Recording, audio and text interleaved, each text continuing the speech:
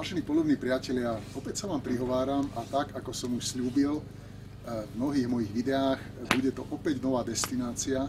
Tentokrát je to Kanada, provincia Alberta. Sme severne v blízkosti mestečka Fort McMurray a prišiel som sem loviť medveďa čierneho Baribala. Je to lov, na ktorý som sa pripravoval dlhší čas. Mám vybavenú samozrejme oficiálne loveckú licenciu a takisto aj na lov vlka dravého.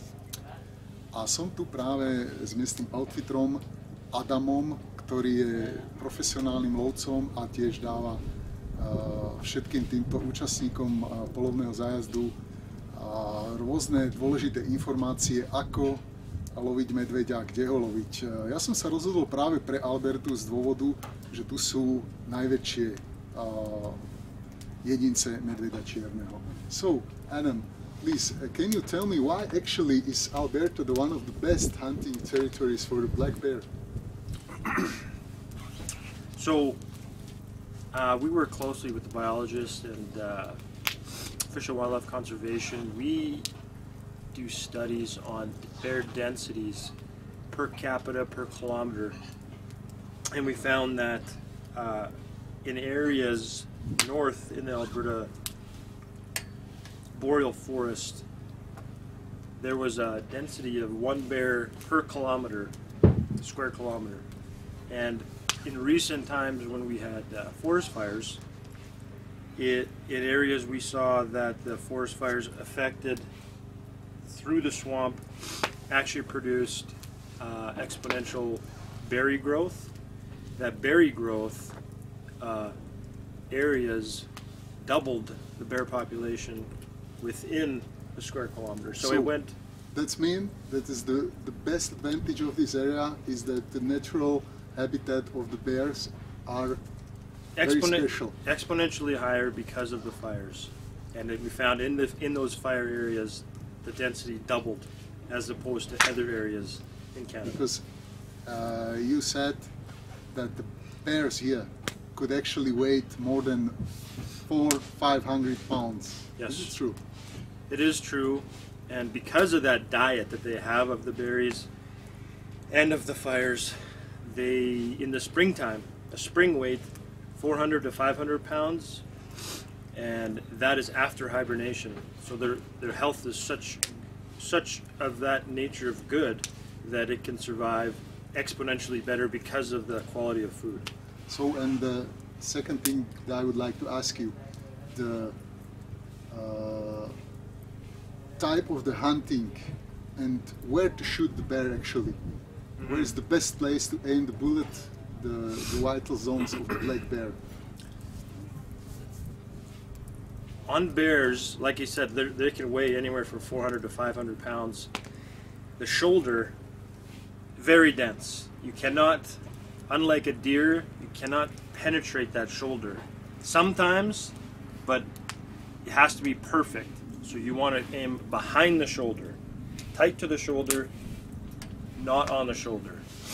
And you want the bear broadside, because some people like to, when the bear stands up, to shoot front on, but you may hit one lung only. Yes. Broadside is best, and if you can, behind the shoulder, because that bow density is too thick, you will not penetrate. So, and it's better to use the full metal jacket, or what's your recommendation? Not, well, I would say soft point. Full metal jacket, better for bone, but you want to try and stay away from bone. So you want soft point ballistic, away from the bone is best for quick kills. Yeah. Well, thank you, Adam. A tu sa pozeráme na moju zbraň. To kaliber 270 Winchester. ktorú som si vybral na tento lov.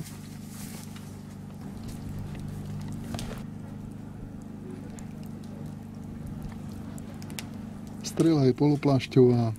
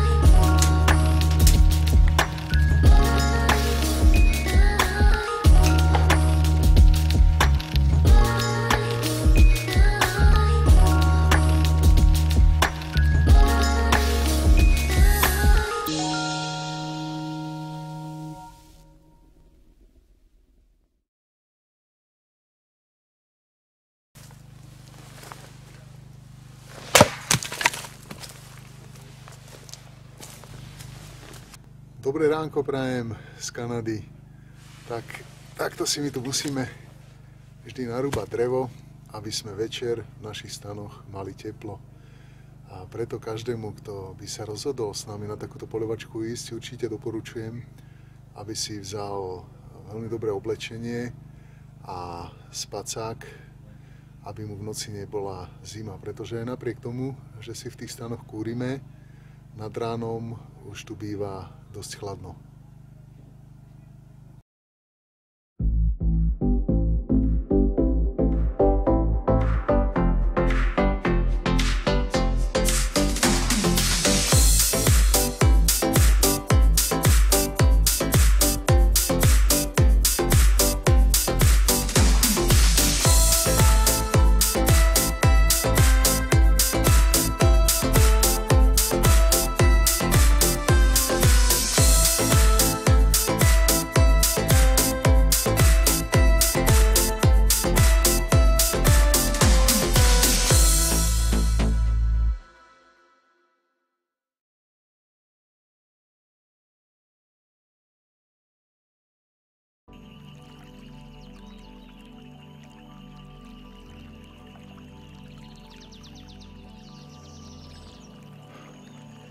Ja už teraz potichučky sedím v svojej skrýši a čakám na medveďa čierneho.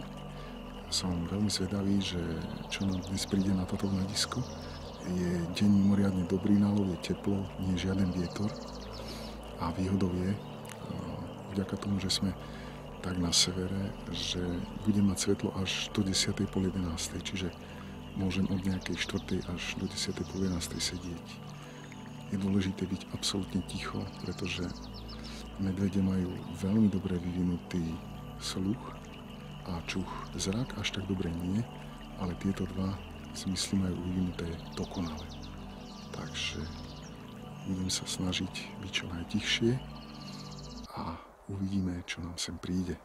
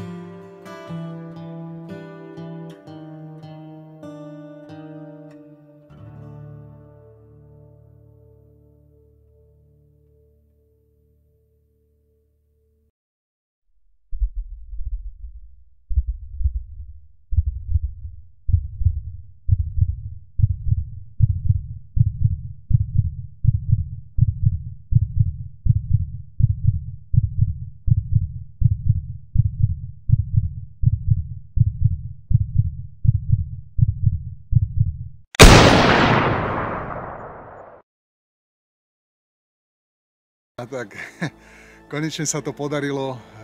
Vystrelil som na veľmi silného medveďa čierneho Baribala. Bohužiaľ z nástrelu nám unikal do týchto hustých lesov Alberty. No a my teraz spolu so Samom a Jarodom sa pokúsime ho dohľadať. Dúfam, že úspešne. Game arrow. We look here. I got blood. Bear's running this way. Come look. Okay. More blood here. More blood? Aha. Už nebude asi ďaleko. Look at this right here. Oh, did you get him? Got him. Oh yeah! Trophy. Stáva sa to realitou. Medveď čierny Baribal.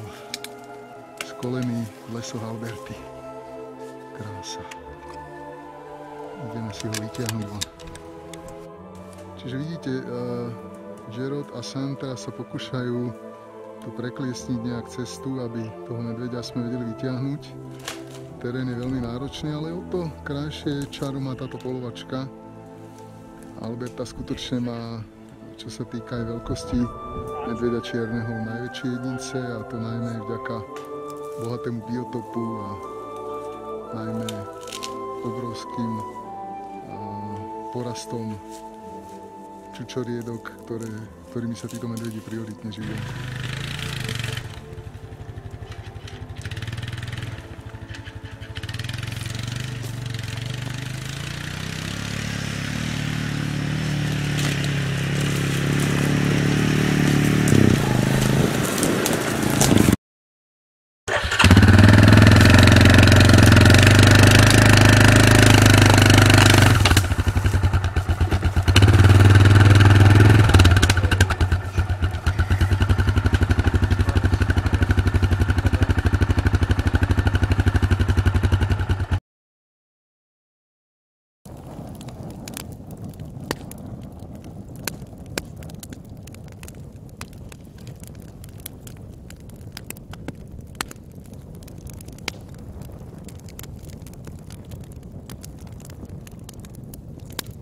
A tu je dnešné menu.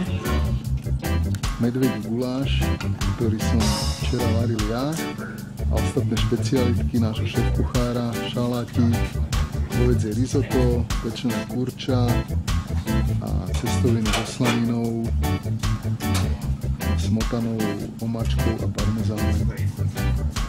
Ja si myslím, že aj ten náročnejší polovník, ktorý je náročný na stravu, si tu určite príde na svoje.